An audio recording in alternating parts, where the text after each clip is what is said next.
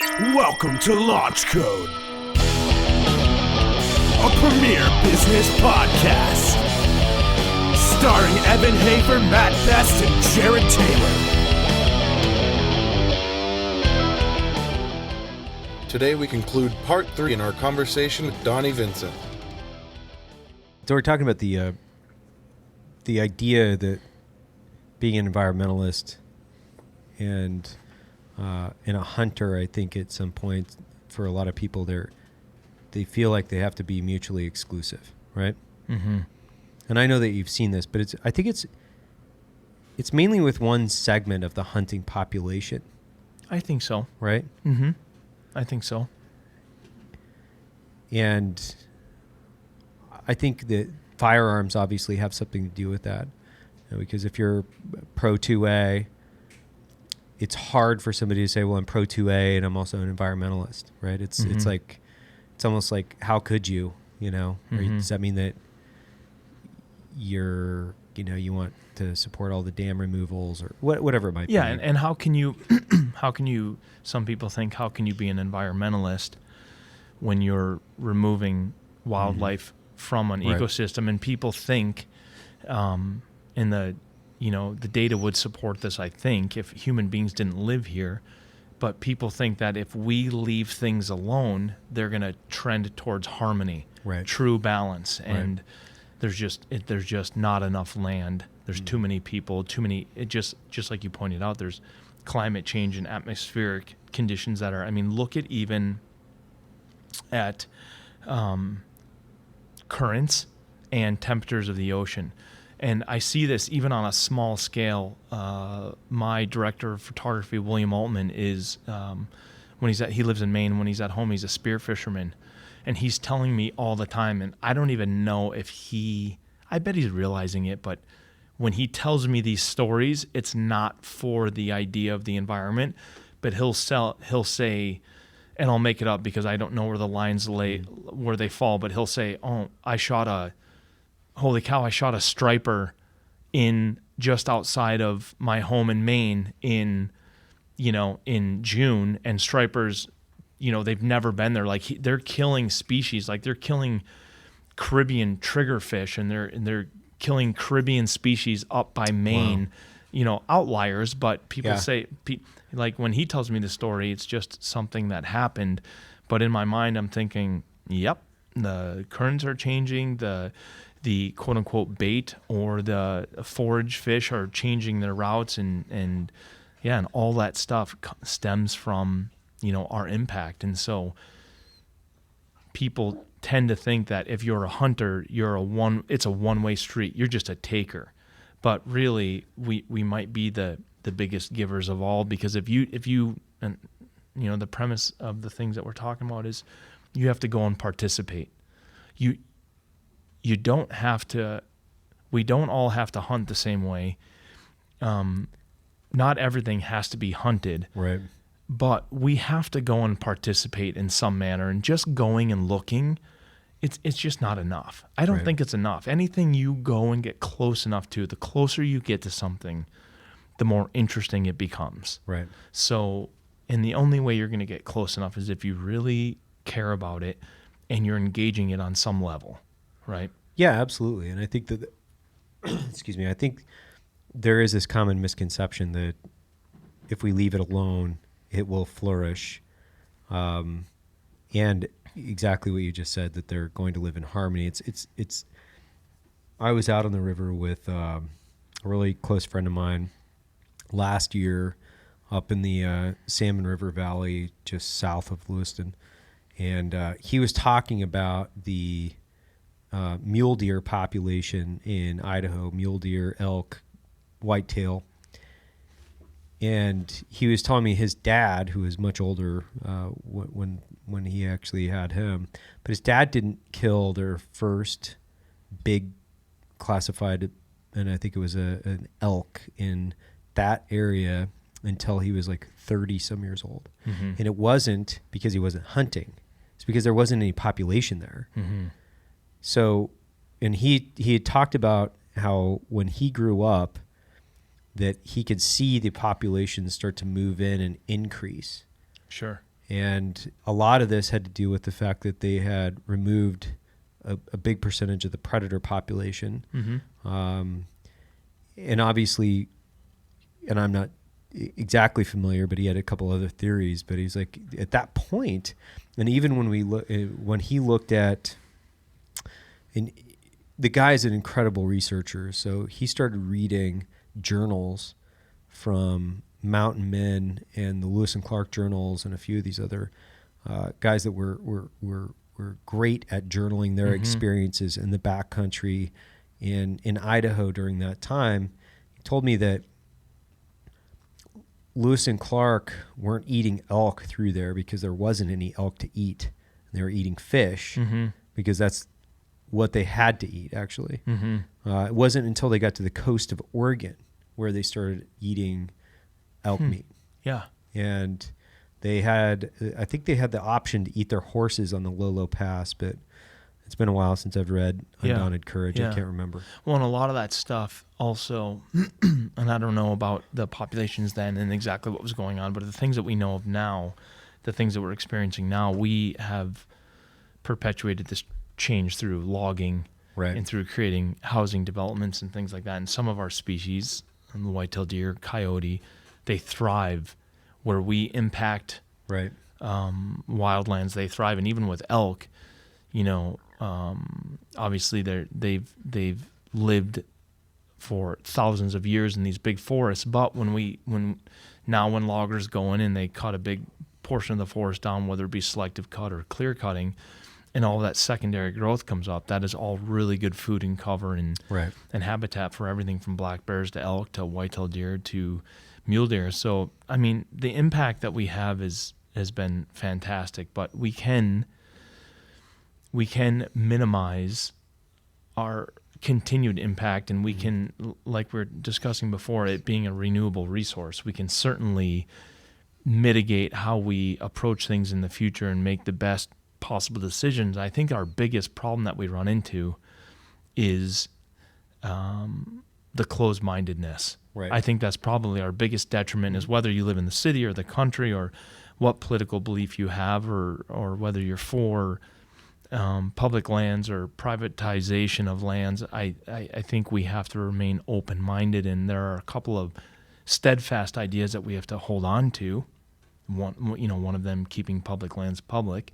And I think the idea of that is not necessarily that the U.S. government's better at regulating land than somebody that owns a bunch of private land, but it's that notion of like in Ray Dalio's book, that idea of autocracy, right? It's the government is representing a whole portion of people that are managing these lands for the people, whereas if it was privatized, that's going to fall under just a few minds, if not just one mind. And it's difficult for any one person not to be selfish and finally sell that stuff off, or sell off the mineral rights, the animal rights, access rights, things like that. So I think our, remaining open-minded and not building up walls between us as people is probably our greatest attribute. And I think that's where we have to really hang our hats, for sure. Yeah, and I think may the greatest idea win, right? And that's the thing that I think I continue to question and look at, where I'm very much in the frame of mind where I don't want to necessarily weigh in on a conversation if I haven't read at least a few different varying opinions from subject matter experts, that you can rely on the information to a certain degree. So I think, if anything, with the manipulation of information via social media, that's kind of taught us that we really do have to do reference checks. We have to take a look at where the information is coming from, who's putting the information out, what type of research went into the information. What's your subset? Yeah. Did it happen once? Right. Or has it happened a number of times? And a lot of people say, well, I talked to the biologists, and biologists are awesome, but you being present in the wilderness can tell the biologist a thing or two, right, through your observations. And really what would be a great representation is every time you floated the river, if they said, hey, you know, how many trout did you catch? What species of trout did you catch? Where did you catch them? Did you see any elk while you were fishing? Did you see any black bears? And through these observations, you can really start to, you know, build up a scale. And people, like you mentioned it before, the Lewis and Clark, like they journaled really well. Imagine if people still did. Yeah. We seem to go through life in today is now, and that's it. Like when I go hunting or we go hunting, we seem to, whatever caribou we saw or whatever deer we saw, that just seems to be what happened today. But really, if you started to kind of take a measure of what you were seeing and what was going on with the temperature and the wind and what other kinds of events were going on, you'd be doing a service for the future. Because then it'd be given, even if you're not a biologist, you're starting to give data, you're starting to collect data that's going to be, you know, can be usable, and your observations are important, but it just doesn't seem like people do that stuff anymore. Back then, everything was a discovery, and everything was a new land, and everything was brand new, and there were no walls, and so it was exciting to journal, but I think it's just as important today, and whether it be for yourself or to contribute to science or to contribute to management. But do you keep a journal? I do. Do you? Yeah. I mean, I do. And even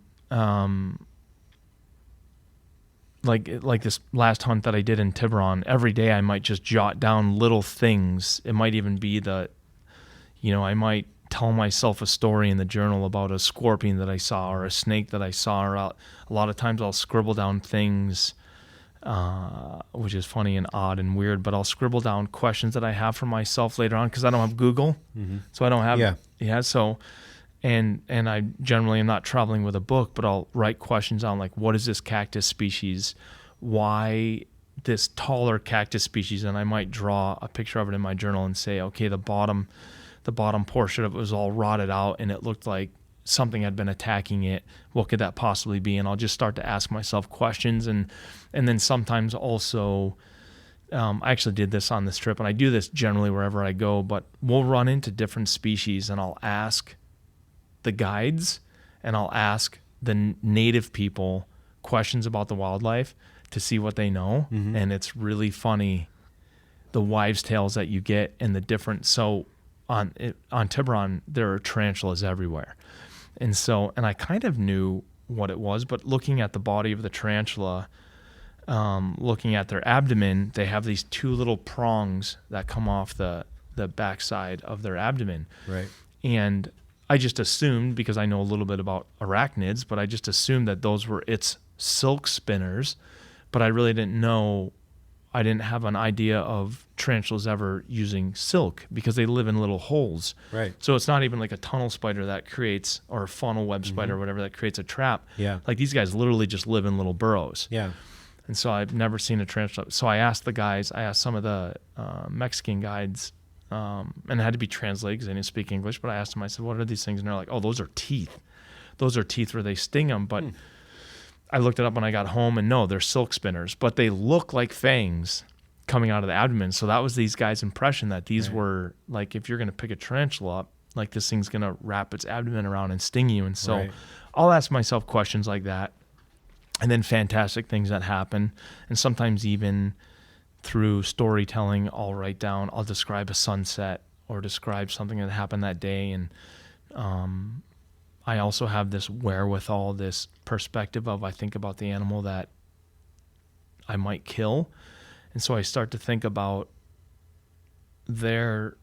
maybe their clock is coming to an end, or maybe my clock is coming to an end, right? Maybe I'm going to fall off a cliff and I don't know that yet. Maybe I'm going to die tomorrow morning in an airplane crash and I don't know that yet. So I think about sometimes that stuff. But so when I got to the island this last time, the gentleman that I were hunting with, they had gotten to the island before me, and they were just hiking around and scouting some areas out. And the sheep move around quite a bit on the island, so they want to get an idea of what the sheep are doing, because they have areas that, and this is kind of interesting, I'd never really experienced this in my life, but they have areas that are unbelievable for the sheep, yet sometimes they go in there and the sheep aren't there. And so I asked them in the beginning why that was, and they couldn't really answer it, but I realized as we went into it, the island actually gets quite a bit of rain over the summertime and into August or into September. And so I think the areas of the island that get the most rain, the sheep kind of migrate over there because the vegetation is better. Right. And so I think that's what was going on. But they had told me before, like there's one place that they called the Big Flat Top Plateau, and they said there's amazing sheep there. It usually holds really big old rams. But they had went there the last 2 or 3 years, and there was no sheep, zero. But they checked it out this year, and there were sheep there. And then they had found this ram, and they just watched him from afar because the sheep there are so sensitive to intrusion, any human intrusion at all, and they are gone, and you're not going to find them again. Even though it's an island, it's 150,000 hectares, so it's massive. And there's caves and draws and coulees, and the vegetation and cactus are insane. So finding them is very, very difficult. So anyway, they found this ram, and they called him El Chipo because he had from fighting. He was missing a massive portion of his horn. And so when I got into camp, they said, hey, we found this ram, but we want to look at some other areas with you. And these guys they have such a respect for the animals. They're not just, even if they found a big ram, they're just not going to lead you to them and do that. Like we want to look about, we want to have a sincere hunt. And so we legitimately hiked from one coast to another and picking our way through, which was challenging because we had to carry, there's no water on the island. Right. So we had to carry every ounce of water that we drank, which is way more difficult than you think. And not difficult, it's way more intensive than you think to watch your water supply dwindle. And then you start and you're hiking in 90-degree weather every day. Right. So you're controlling your intake and so as we're kind of moving across this from coast to coast, they had seen this ram before, but they weren't sure how old he was, and so that really drives these guys for everything they do. They're not really looking at the size of the animal, although I think some of their clients probably are. Some of these guys that are coming and hunting, they have ideas of what embodies what they're looking for in a ram, like what it should look like and what it should have for size. But for me, I just wanted an old bugger. And deer and elk and moose shed their antlers every year, right? It's fastest growing biological substance known to man. But sheep have horns, which is like our fingernail material. Right. And so each year from when they're a lamb, each year they get a new ring like a tree, and they grow out into their horns. And so I just wanted, it's really intriguing to hunt and kill a ram, potentially kill a ram that is trending towards the end of his life. And so they weren't sure this big ram that had the chip out of it. He had to look in the behavior of an old ram, and that's the part of the biology that I love. But they didn't know how old he was until we got closer, and so we basically hunted from one coast to the other, looking for anything new or interesting or unique, and then we just made our way to this ram and got closer to him and watched him for several days, and it was cool. I really enjoyed it. The Mexican guys that I hunted with are, if they're not the best guys I've ever hunted with, they're right in line. I mean, just fantastically talented, and definitely know their craft, definitely know the island, definitely know the animals, and it was pretty remarkable. How many days were you there? 14. Did you video the entire thing? Mm-hmm. The whole thing is filmed, and the whole premise of the film was the guy that runs the place. His name is Luis, and his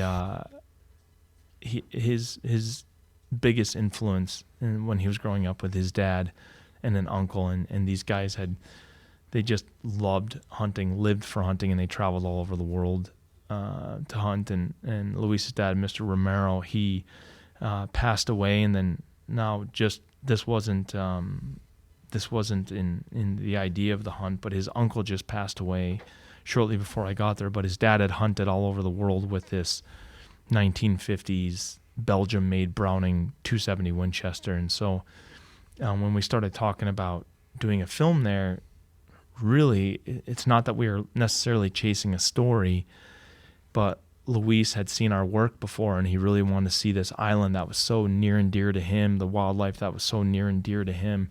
He just wanted to see it captured in photograph and film so he could share it with his family and friends, and which I thought was kind of cool because that's kind of how I got started in doing what I'm doing now. And he asked if I would be so gracious as to hunt with his dad's rifle. And obviously being an archer most of the time, I've been completely fine using a rifle, but he's made it clear right off the bat. He's like, hey, I want you to come, I want you to film here, but you can't bow hunt. You got to use my dad's gun, or I'd really like you to use my dad's gun. So that kind of ended up becoming the story. And as he shared stories of his dad with us, it was just really cool because he has a ton of old photos. He has a ton of old footage, 8mm footage of his dad hunting around the world, and his dad fell in love with Africa. So really that kind of, it was kind of the bond, the friendship, the story shared while we were hunting this ram. So we're trending towards this older ram the whole time, but telling stories at each campfire, if you will, not real campfire, but you see what I'm saying, sitting around at night underneath the stars, becoming better and better friends and sharing stories of things that we've experienced around the world, all while carrying his father's rifle and all while looking for this old ram. And it was cool. It was a really cool experience. Yeah. So how long, when you put together a project like this from tip to toe, how long does that process take you as far as the planning, logistics, and then post? How long are you going to be in post on that? I mean, let's say that trip becomes, let's say that single trip becomes a film. Mm-hmm. So it's a year in planning easily of just logistics and when we're arriving, when we're leaving, what we're trying to accomplish when we're there. And then coming up with an idea of telling the story while we're there. Right. And sometimes, so then we went there and filmed for 2 weeks, and then now we'll go back probably in April and film again, just because I want to sit down much like we are right now, and I want to talk to him at greater length about his dad. Right. And about the rifle, and I want to look at more photos and watch more film, and just kind of, I just want him to take his sweet time telling me about his dad. I want to know everything about him, and I want to record it in better equipment than we had on the island. So that's where you start to walk in. That's where you start to, where the rubber meets the road. The work starts to meet the experience and the adventure, and because they have to be a blend of both, so we can come out with a project. And so then we'll come up with a scope of work of what we're going to try to accomplish each day on the island, and then the scope of work that we're going to get after we leave the island. And then it's still going to take, I mean, roughly, I'm not going to say a year, but it's going to take several months in the studio scoring the music, coming up with the story, which sometimes is sometimes stories are very easy. Sometimes there's a great story that lands right in front of you, falls right in front of your face. Like, for instance, if I'm ever in an airplane crash and the story develops into, it goes from being a elk hunt to now an airplane crash in a wilderness survival, and we just happen to, like, our camera gear is still working, we happen to film this wilderness survival, you end up getting this story. Or, some stories are so sensational they just fall right into your lap, or they lay out in front of you. And then others, we'll film all the aspects of this story with his dad and his dad's gun, and it'll take us some time to put together how the story lays out. And this one might be a tiny bit more linear because we know about his dad, we know about the gun, and then we know how the sheep hunt went, and we're able to celebrate all those things through imagery, through music, and through storytelling. So, but it'll take a year to put together. It'll take hundreds of hours of editing and scoring the music and stuff to put it together. And in contrast, like the film that we have right now, The Other Side, that's 6 years of filming. Right. And I'd love to sit here and tell you that was the plan. I'd love to sit here and tell you that it wasn't hindsight, but that this project was 100% hindsight. I kept filming these bear hunts. We kept filming these bear hunts with the idea of building these stories individually, if you will, but none of it felt enough to me.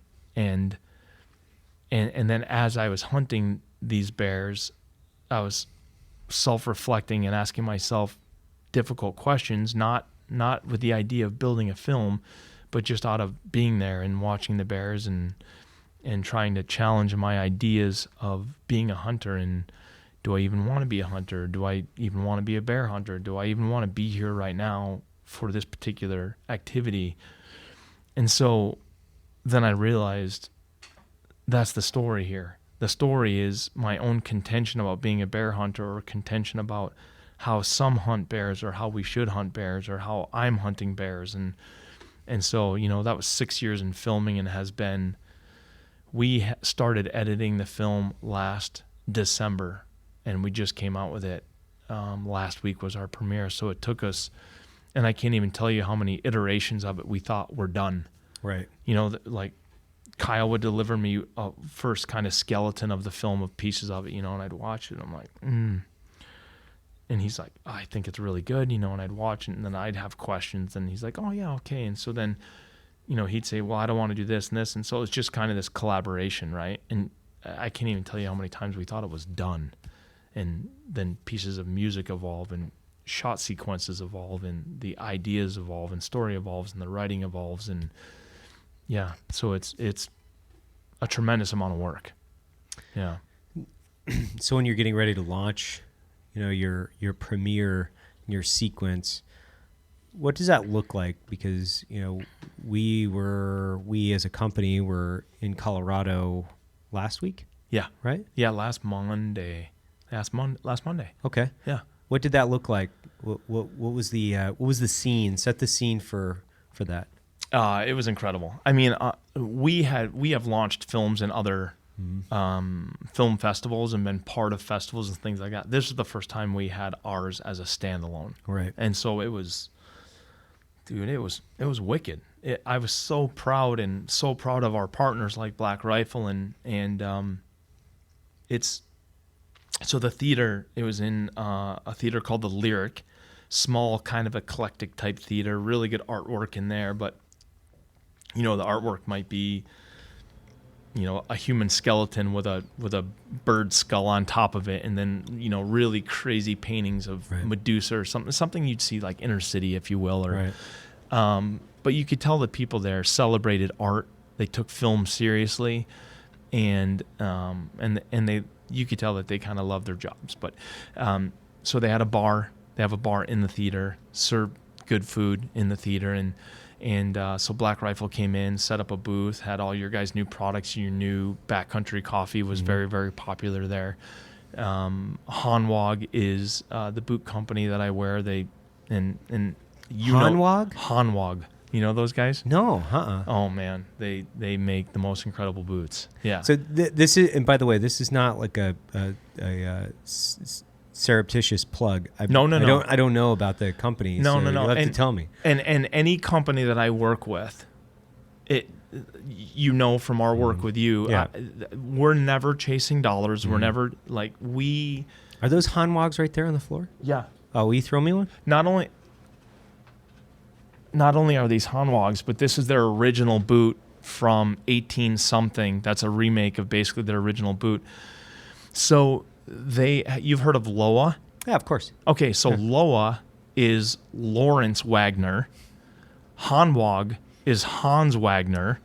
What? So Hans.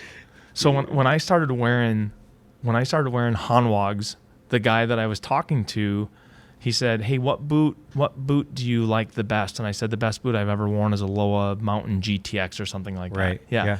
So he said, "Well, our boots are going to fit you perfectly then."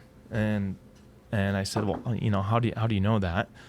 And he said, "Well, because Hans Wagner taught his brother Lawrence how to make boots." And then Lawrence took his company and basically wanted to branch off and do his own thing. And so then they separated, but their boots fit similarly. And so these guys reached out to me through a friend of mine who was working at the company. And he just said, "Hey, have you ever tried our boots?" And I said, "No." He's like, "Okay, let me send you a pair. Try them out." I put them on. And just by proxy, I had to hike like 15 miles in them the first day that I put them on. and they were incredible boot, incredible structure, great soles, and they just fit my foot absolutely perfectly. And so that's how most of my relationships have kind of got started. So it's funny because you just threw me one, and it looks like a very handcrafted boot. It really does. And they're does big, not look like a big factory boot. No. Yeah. They're still made, basically handmade. Their stitching is what they're known for. Their stitching is it's incredible. The boots are very, very tough. I beat the hell out of them. I wear one called I think it's called the Sirius GTX or something like that, is the one that I wear the most. Now, do they have a big presence in the U.S.? No, almost no presence in the U.S. I was going to say, because Yeah. I'm a relatively intelligent purchaser when it comes to performance footwear. Yeah, so I've there never it is. heard You of see it. that blue one? Mhm. That's the one. You can't get the blue one I actually just got. I'm very excited about. The blue you can't get in the United States, but they just sent me a pair. But if you click on the gray ones, the Cirrus 2 GTX, that's the boot that I wear sheep Got hunting. it. It's very, very good boot. Wow. So those guys set up a booth right next to you guys, Right. and it was really cool because when I talked to them afterwards, I was like, "Hey, did you guys have some good conversations?" And the guy that I speak with there, his name's Cody Winward, and he's like, "Oh, it was incredible. He's like, no one knows about our boots, so it was really incredible. People are in there touching, feeling. Same with Black Rifle. People are in there wanting to talk about your new backcountry coffee because that is something that is pretty common in the world that we live in, is people wanting to have a cup of coffee when they're back there." And it gives you when you're having coffee out there, it gives you, I mean, you know this, right? I mean, not that the things that we do are not what you did in the military, very different, but there is similarities in the cold, the wet, the bugs, the suck sometimes. And so having a warm cup of coffee, you can trick yourself that you're somewhere else for a couple of minutes. And so that's the only relationship between those two. I don't want to confuse that at all. But There are a lot of similarities because it's a mode of transportation at the end of the day, right? So it's like putting one foot in front of the other. Yeah. In terrain, in hunting something or being hunted, that it is the way it is. Yeah. And I think that's one thing with the subculture that I come from. Performance gear is a big deal. Like it's a big deal. And I am a certifiable gearhead. Yep. And I know that. Like, Yep. And it's not. I'm not a guy that's attracted to brands based on the way the branding position is, which is I try to dive a lot deeper into them. And it's funny because my company is known for its brand, right? It's got this social media presence, and a lot of people are so surprised because they're like, wow, it's a very, very good or a high quality product. Yeah. The instant coffee that we developed I very much developed that for the backcountry. It took me over a year. Yeah. It took me hundreds of cups of coffee. It took me back and forth, and I would taste one, and I would sit on it for a week, and I'd taste it again. I'm like, it's not good enough. It's just not. It's not good enough. Yeah. Send it back, do it again. Send it back, do it again. It took me a year. Yeah. Just profiling it. Yeah. And guys have said, well, it doesn't, because they'll have it. Yeah. And they'll say, well, it's an instant coffee. I don't expect much out of it. For me, I do expect a lot out of it. Yeah. It's an instant coffee. It's my product. It's and my it's your jam, reputation. right? Yeah, and exactly what you're talking about. That was the DNA of the room, right? That was the DNA that was in the theater, and that's been the DNA of any partner that we work with, so yeah, you got you guys there, and you got Hanwag there, and you got the reason we were there in Fort Collins was for Otterbox. Yeah. Mm-hmm. Yeah. So Otterbox was basically they had a lot of their executives and people in from around the world that were there to do some meetings and celebrations for Christmas. Right. So that's why we threw it in Fort Collins. But the energy was rad. It was really amazing. The film, it was great to see it on the big screen, hear it on the big screen, Right. hear the music, and then at the end we did raffles and we gave away a bunch of stuff, including coffee that you guys gave us, including an OtterBox cooler that wasn't meant to necessarily be given away. We gave away one of the employees' own personal cooler because we just got into giving. We just pulled another ticket, and he's like, "Hey, well, that's my personal cooler." It's cool. We've talked a lot about gear. You and I, we've talked a lot about gear. Yep. And we've talked a lot about sponsorships. Yep. How you actually work with and really, I don't know if I would necessarily call them sponsorships necessarily. They're partners. My opinion is not for sale. Right. And I can tell you I've walked away from really good companies with really good brands and really good products. They don't need endorsement. You're not seeing ads in magazines for Ferrari. People know what a Ferrari is. But really good companies with really good products and really good brands do want to work with a certain group of people to do product testing, product development, to get some assets for photography, for film. And I know I don't need to receive letters. I know I'm talking about a gray area here, but I get endorsements that come across my desk every day. Every single day, people are, oh yeah, we love your work. I mean, maybe 3 or 4 times a day. Yeah. Oh, we love your presence on Instagram. We'd like to pay you this much per post. It's not for sale.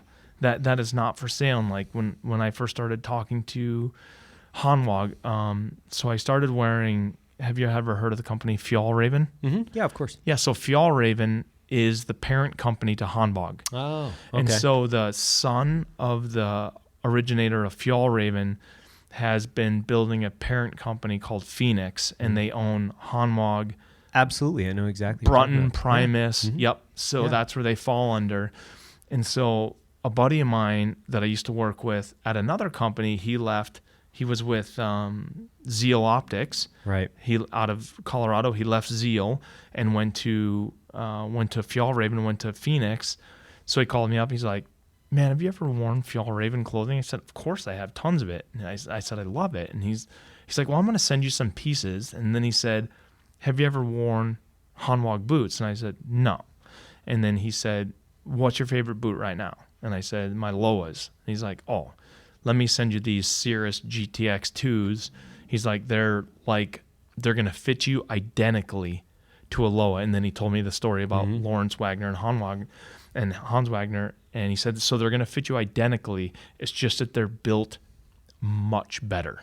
Right. They're crafted much better, the stitching. And so I thought, oh, that sounds fantastic. And so that's kind of how my relationships develop, and they sent me boots and I wore the boots. And then, and it wasn't, hey, we'll pay you, $100,000 a year to wear our boots. They come to me and say, try our boots out, and I try them out and I say, oh, I love them. They said, what would you change about them? And I might say nothing, or I might say, I would change this or this or this. Just like after I start using your coffee this next year, you might come to me, you might not, because you know a lot more about it than I do, but you might come to me and say, how'd you like the coffee? Is there anything that you would change? Would you change the packaging? How did you carry it? How did you use it? How, all of these things that I might have more engagement with than you, because you might be too busy to be doing it in the backcountry or whatever. And so that's how these engagements will start. And then they'll come to me and say, hey, we need a new cover photo for our next catalog. Can you send us over some examples of your work? So I send them over, and then they say, okay, so how much does this photo cost? Well, it costs X. And they go, okay, holy cow, that kind of stings a little bit. So basically what it boils down to is we try to come to the table and find a number that works for either, a macro buy-in for them to get some presence in the work, sincere presence, authentic presence, and then use some of the stuff commercially, because I can't pay for myself to go to Alaska, pay for the entire team to go to Alaska, camera gear, everything. A trip like that would be... Yeah. And then come back and give an image to Black Rifle Coffee and be like, yeah, here's a picture for the cover of your catalog for free. It's on me, guys. Yeah. Hey. Right. No, that's there is a business side of this. However, a lesser boot company, I'm not going to name any, although I've been offered by several, but a lesser boot company they'll come to me and say, hey, we'll pay you $100,000 a year to use our boots. We're really trying to, we went down the Walmart route for a little while, and we're trying to get back to some serious market share here. We want the serious guys to know that Right.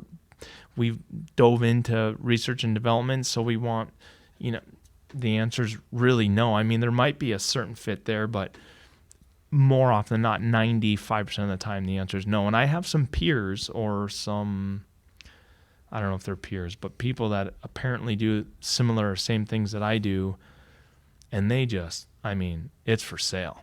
It is all for sale. They will tell you, and I know a contingent of people. I could burn so many bridges right now, and I could tell you this person tells you every single day on Outdoor Channel that they use this product, yet I've been to their house and they only use that product as their last outer layer, or they'll only use the jacket. They'll only allow themselves to be filmed from the waist up, or they say they use this trail camera where literally their entire, they use this camera over here for everything. It's just when they're filming, they use this camera because this camera is so bad. So literally people are paying to play.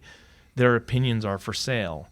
And more power to them. Their bank accounts are 10 times bigger than my bank account. But I want to do really good work. I want to work with really amazing people. I want my family and friends to be proud of the work that we're producing, and I want it to live on after I die. Right.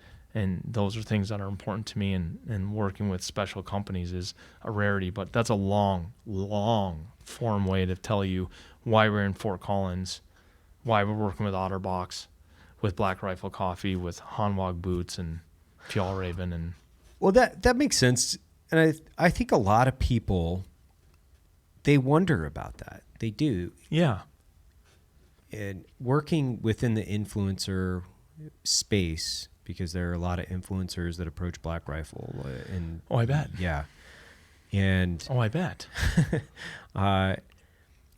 you have to take them, and now we're even more selective, because I think in the beginning of Black Rifle, we were less selective, not because we wanted more market share. We just felt we were. I was like, wow, this is very this is what you want to work with my company. You're an Flattering. influencer. It's flattering. It's hey, that sounds great. And what happens is you develop a relationship, and those relationships don't necessarily work out. Not because an influencer is a bad influencer, or they're a bad person, or it just could be for whatever reason you just don't really want to continue the relationship. Yeah.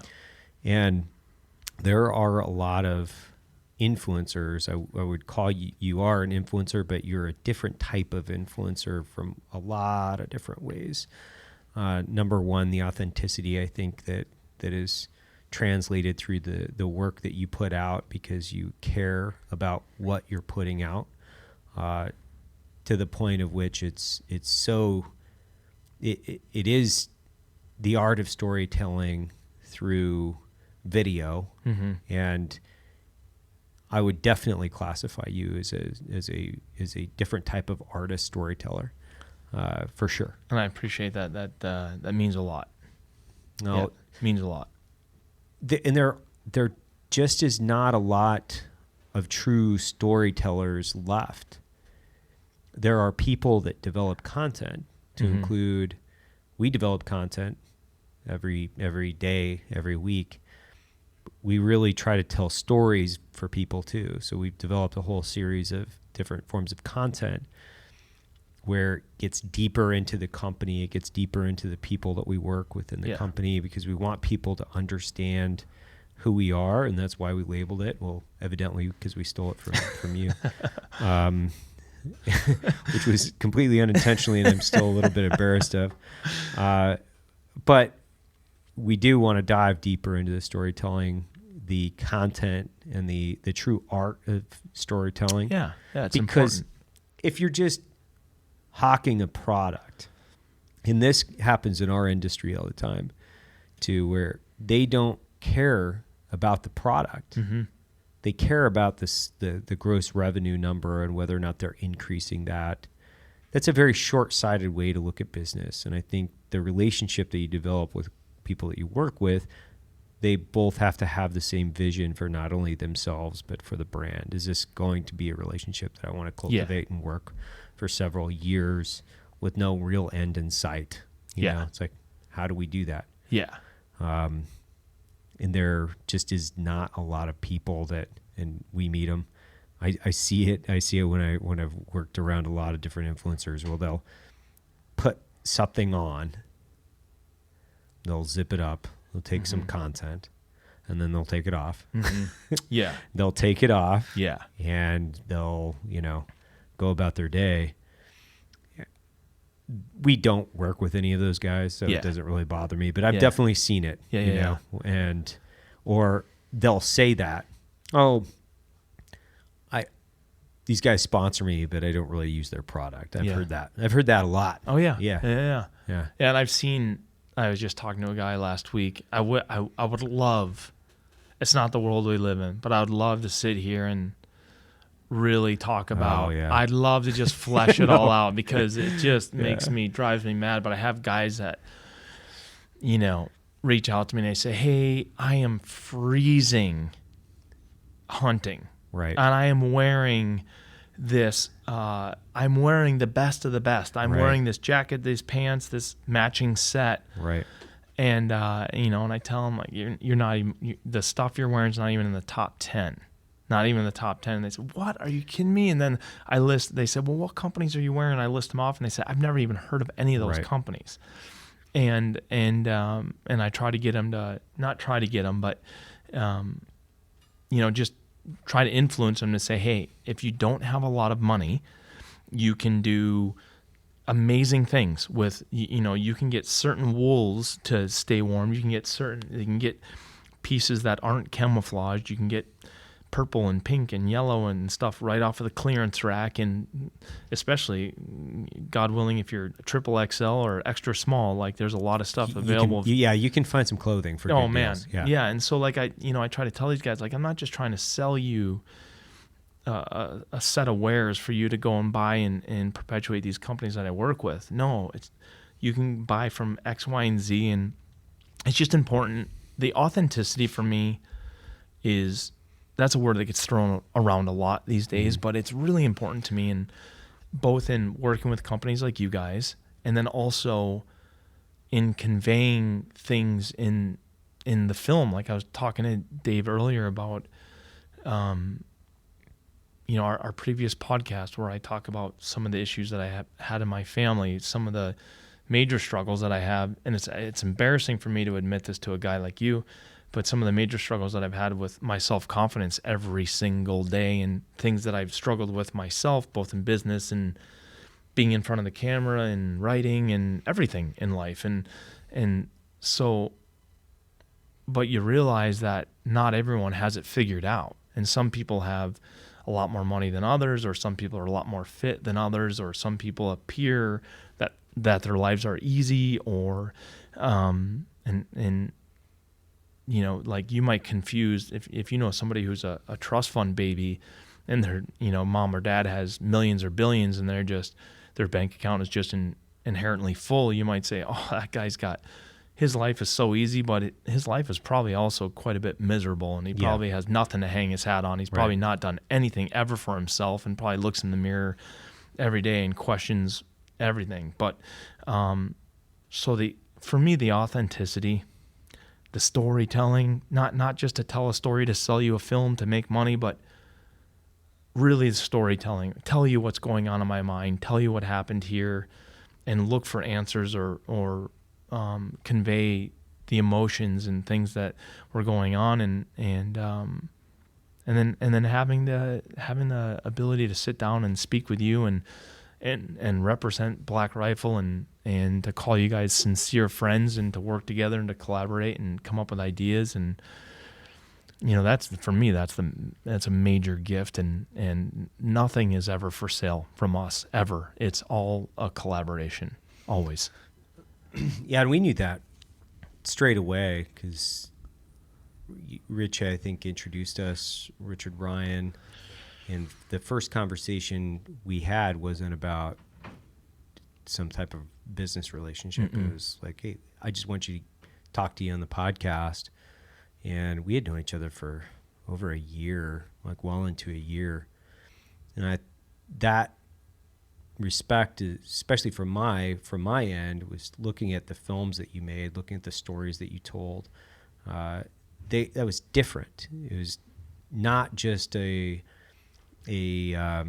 factory output of, okay, we're leaving at the beginning of the story, we're killing at the end of the story, and then I'm going to create eight episodes, and each one of those has to be a different animal that is taken at the end of that. Boy, that stuff is so monotonous, and it's so pervasive. Yeah. In the hunting world. I don't tune into any of it, to be quite honest with you. None of it actually appeals to me. And we kind of started out that way. Like, that's not what we accomplished, but we started out thinking that we had to do what everyone else was doing.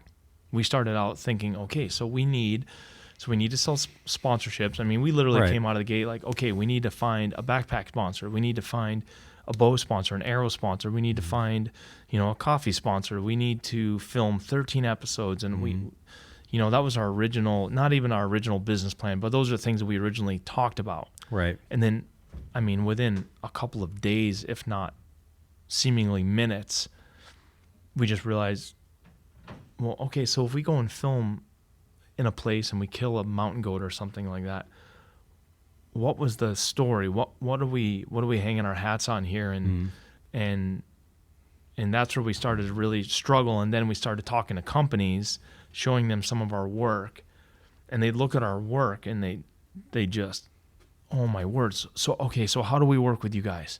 How do we do this? How much money do you guys need? And we're just like, oh man, this is freaking awesome. This is incredible. And then we'd say, well, I don't know, what's average, or what are we talking about here? And then they'd say, well, all we need you guys to do is to show our binoculars 13 times an episode. And we take a step back and we think, okay, well, if we show your binoculars 13 times an episode, what are we even trying to convey here? Right. We're not editing to tell a story. We're not editing to show you a piece of work or an adventure, or even to show you a day in life of our journal, we experienced. We're now checking. So almost instantly we're like, okay, we need to do this without any sponsors. Right. And so that was how we kind of went forth, and it was a struggle. Oh my word.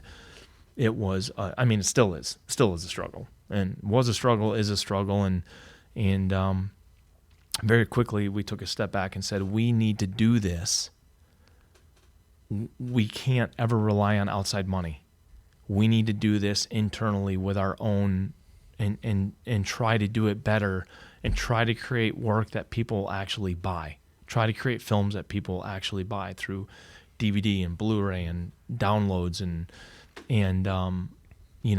it worked. I'm not telling you that, I didn't arrive here in a Ferrari today. That's for damn sure. And I didn't fly here first class, but it was still cool. We didn't ever do this to chase dollars, and it was still cool to see, to receive fan mail in Arabic, to have a guy send me an email from Iraq, an Iraqi guy, not a U.S. soldier, but an Iraqi guy saying, love the work. I live near this little park. I sometimes think I'm in North Dakota. I go and walk around this little park, and these are all things, shipping DVDs out in the morning. It's just a couple of us. We're packaging them up ourselves and shipping them out, and mailing one to the Czech Republic, and then mailing one to Australia, and then mailing one to London, and Egypt and South Africa. And it's just like, holy man, like, people are watching our work all over the world. And like I said, it's our bank accounts aren't full, but the intrinsic value of creating work that people want to watch around the globe, and then the intrinsic value of soldiers and other people that might be where they don't want to be, whether that be literally or mentally or figuratively, and reaching out and celebrating the work and the places that it takes them and the things that it reminds them of with their dads and their uncles. And so it's, in that way, it's extremely rewarding. Well, what's next? What are you doing in 19 that you can talk about that, you've sketched out, drawn out, written? Yeah. What can you tell us what you're doing in 19? So we have a couple of films that are in the can, as they say. And we produced 2 films right away, right out of the gate, year 1, year 2. And then we took basically a 3-year hiatus, and now we came out with this 3rd film, The Other Side. But we're going to now start to really ramp up production. We have a bunch of work that we want to share, a bunch of stories that we want to tell. And so we're just going to start producing some work this next year, both some short films, which would be 15 to 20-minute type pieces that I think we'll just give away. Like, they'll just live, and we'll just celebrate them with our partners like Black Rifle, and just content and short stories to be told. And then we'll probably produce at least 1 more, if not 2 more, long-form films this next year. And then of course we have some filming to do. We're putting together a pretty big piece from Australia, and we're going back to live with some Aboriginal people there, do some hunting, do some for us to experience their cultures and some of the wilderness areas there. And so we have some filming projects that we'll be doing and producing some additional films. But in August and September, I'm going to spend, I think, roughly 45 days in the Yukon. And there's an area there called the Bonnet Plume. And a friend of mine, he owns an area called Bonnet Plume Outfitters, and he's a pilot there. And so we'll go into the wilderness, and basically I want to walk from one portion of his area to another portion of his area, and just kind of hunt along and experience that over a long form trip, and not to commercialize it, but we did an article a few years ago or last year in Men's Health magazine. And so the writer, Michael Easter, he's a professional of journalism at UNLV. He's going to come on that trip, which is incredible. That's incredible. Yeah, because he's not a hunter, and so he's going to come for the full 30 to 45 days, and he's going to write a book about the experience. Wow. So he's basically going to write a book on what his experiences are working with our experience in the hunt. And then I think he's probably going to leave the film side out of it, but him and I will just basically go through the hunt together and have conversations every day of what's going on and what it means to me, what it means to him, and then he's going to write a book about it. Oh, that's incredible. Yeah. The book, 45 days, do you have any idea what it's going to be called? No, but it was really cool because he told me, and very intensive. He's a super gifted writer, but he told me to basically get the, what do they call it?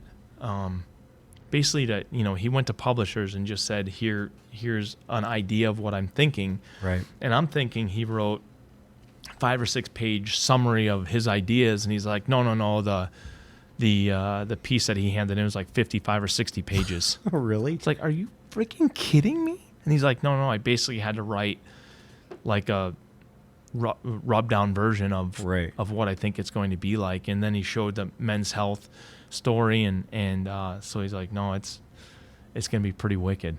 So just the amount of time, 45 days in the wilderness. Yeah. The amount of adventure that inspires is incredible. And it'll go from, it basically will travel, and I set it up this way, but it'll basically be summer when we get there, the end of summer, and it'll be winter when we leave. Right.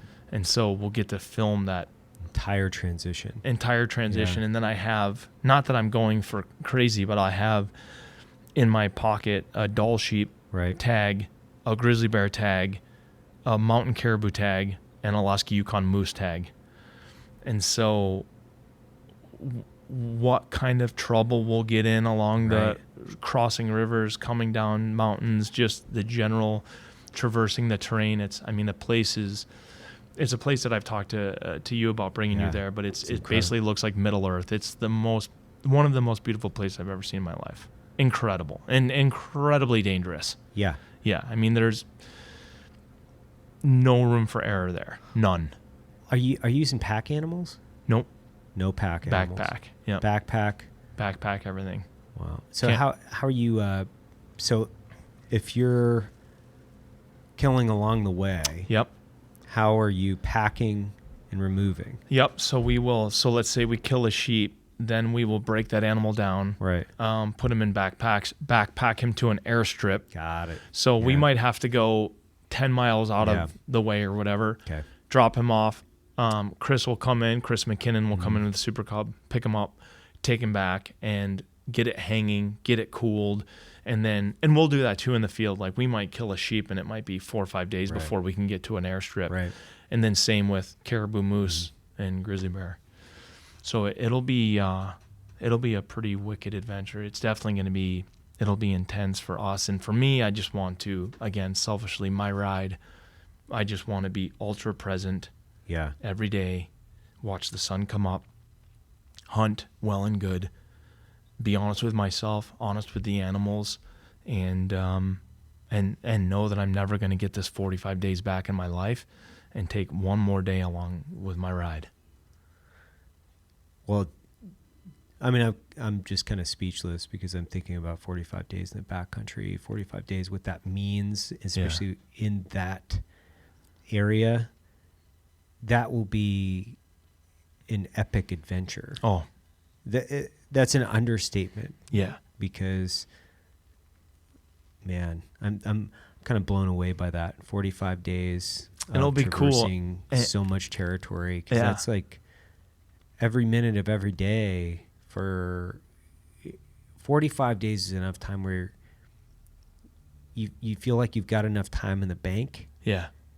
To where the clock isn't really ticking until for me mentally, like the clock wouldn't even be ticking until I was halfway through the trip. And that's the gift. Yeah. Right? That's the gift is that the clock's not ticking. Yeah. And it could be, who knows, but it could be a lifetime of experiences in 45 days.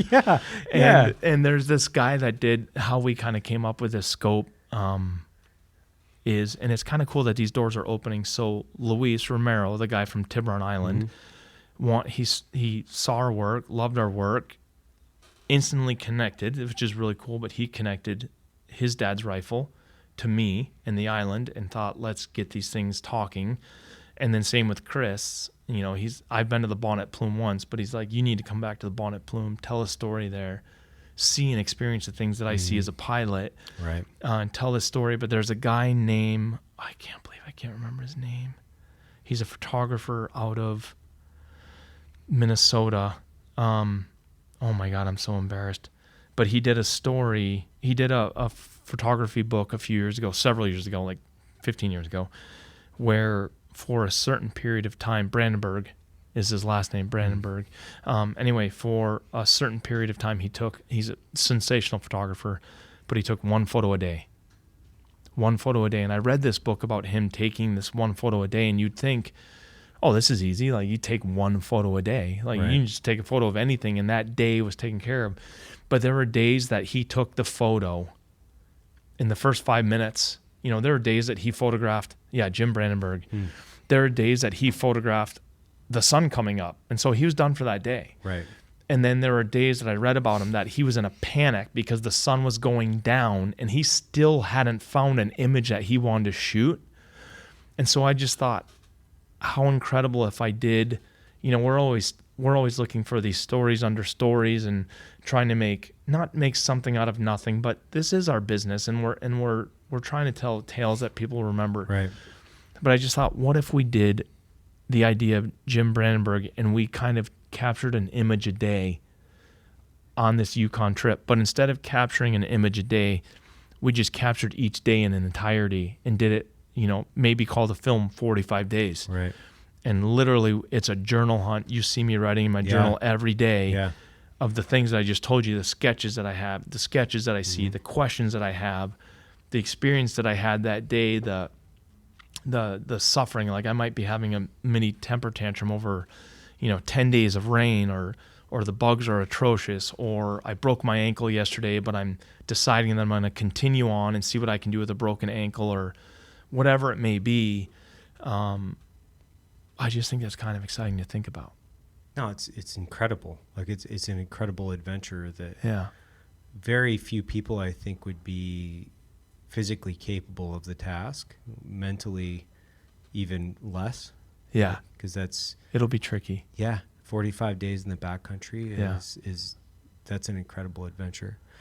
Well, Donnie, we're at 3 hours. Tell everybody where they can find you if they don't know already, because we've put it out before, but we can do it again. Yeah, Instagram is Donnie_Vincent.